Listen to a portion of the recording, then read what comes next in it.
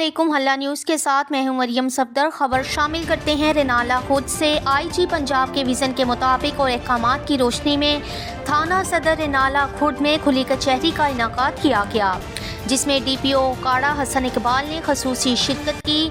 खुली कचहरी में लोगों के मसाइल सुने और मेरिट की बुनियाद पर हल करने की यकीन दहानी करवाई और पेट्रोलिंग को इलाके में बढ़ाने और आवाम को इंसाफ उनकी दहलीज पर देने का वादा किया।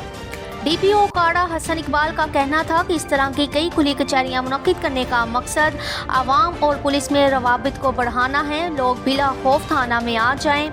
आवाम के लिए मेरे दरवाजे 24 घंटे खुले हैं। इस मौका पर सियासी और समाजी और सहाफ़ी हज़रात और दीगर शोबा-जात से ताल्लुक़ रखने वाले लोगों ने शिरकत की। आवाम ने इस तरह की खुली कचहरी के इनाकाद को खूब सराहा। अब तक के लिए इतना ही।